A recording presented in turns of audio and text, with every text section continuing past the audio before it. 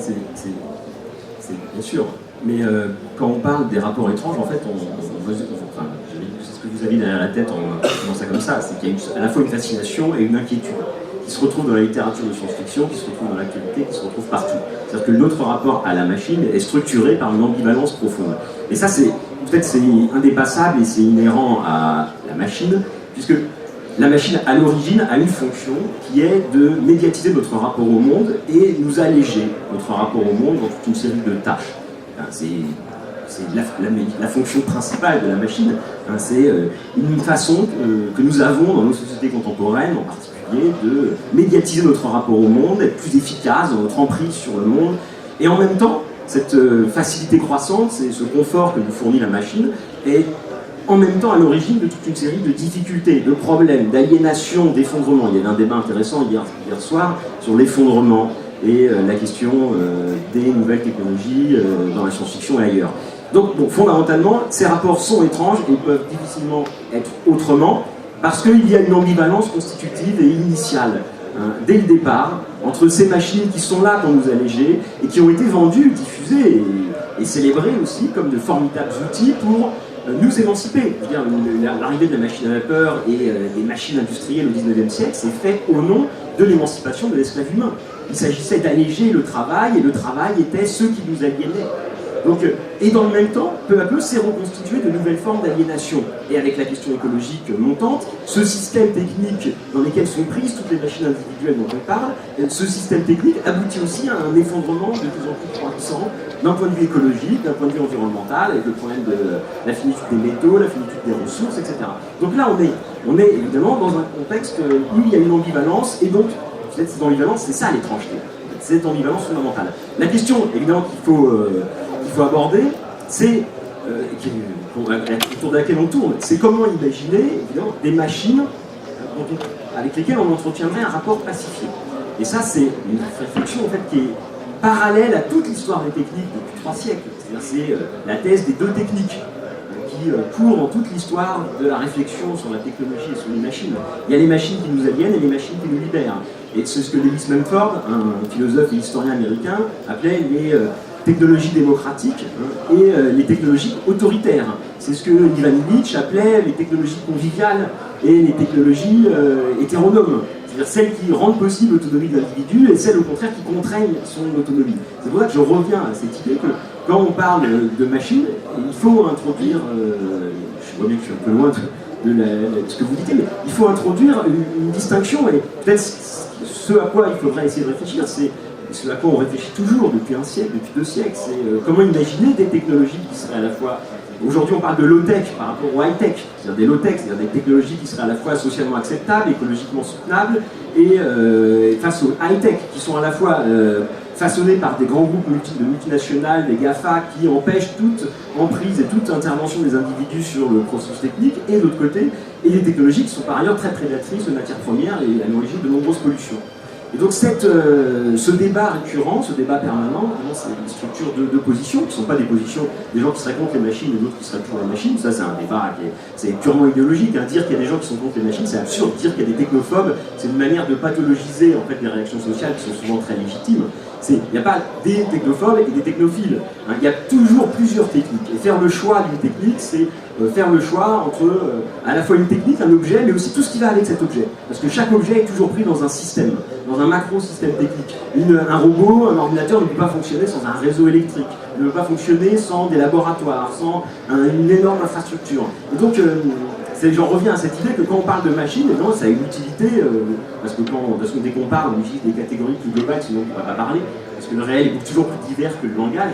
Mais en même temps, il faut avoir conscience que quand on parle de machine, de façon trop globale, je pense qu'on fait disparaître en partie ce qu'il y a de plus intéressant, c'est-à-dire ces distinctions, ces catégories, ces nuances qu'il faut introduire pour essayer de comprendre vraiment ce qui se joue dans ce rapport aux machines. J'aime bien justement cette question d'ambivalence. Nous sommes en pleine ambiguïté lorsque l'on est face à une machine que l'on doit considérer comme un outil et qui parfois nous renvoie à autre chose. Je pense par exemple aussi aux premiers automates au XVIIIe siècle, le canard de Boucanson, le joueur de clavecin et autres, où par moment, lorsqu'on le présentait sur scène, il y avait un automate qui avait des gestes un petit peu fluides, c'était le présentateur qui avait des gestes un peu plus mécaniques pour bien marquer une différence.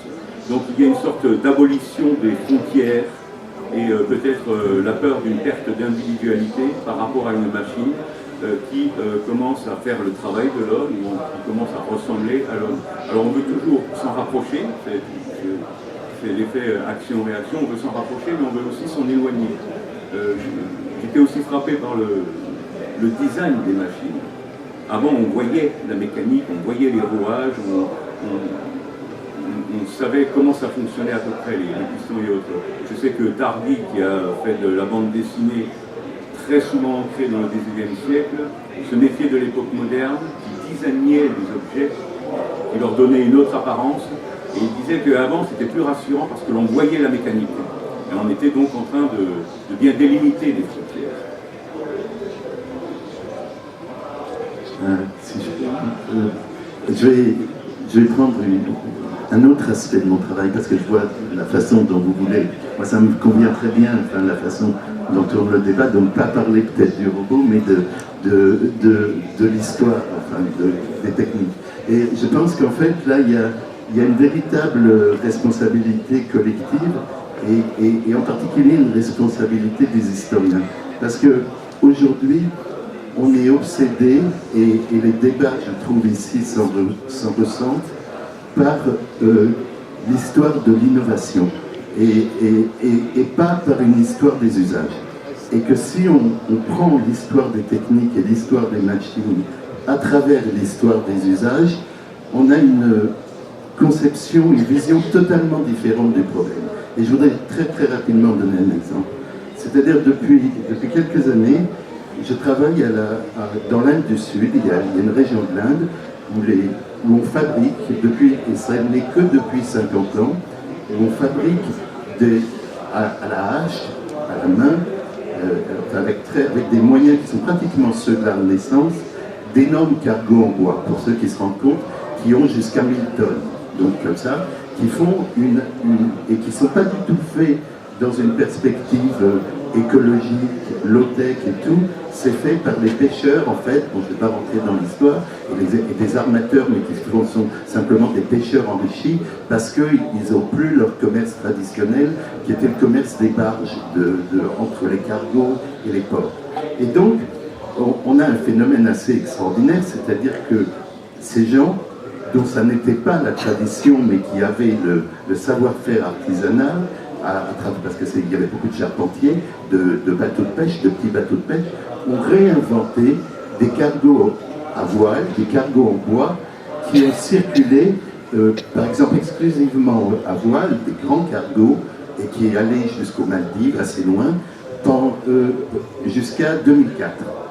Donc là, tout d'un coup, on a quelque chose qui est une réinvention, non pas avec notre idéologie, des cargos en bois, des bateaux en bois. Et alors, on s'aperçoit de l'autre côté que aujourd'hui, alors maintenant c'est un peu en échec à cause de problèmes liés au pétrole, qu'il y a d'une part des gens qui restituent alors en pensant que c'est du passé, certains prototypes de bateaux, de voiliers qui datent, mais en ayant l'impression qu'ils reviennent au passé, ou au contraire qui inventent des modèles de voiliers du futur avec des computers. Mais ce qu'ils ne voient pas, et c'est là où on voit la limitation de notre point de vue, c'est que dans d'autres parties du monde, il y a ces talents, ces fabrications, etc. Et je crois que si on a une histoire justement des techniques, des technologies par l'usage, excusez-moi je vais m'arrêter là, alors on a toutes sortes de catégories de nouveaux acteurs, des femmes, des pêcheurs, etc. Et on arrête d'avoir l'histoire qui passe exclusivement par les Lumières, les États-Unis, etc. Donc c'est ça, je crois, dont on a vraiment besoin aujourd'hui.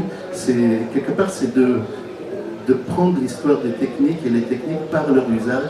Et là, on trouve une autre histoire de l'innovation.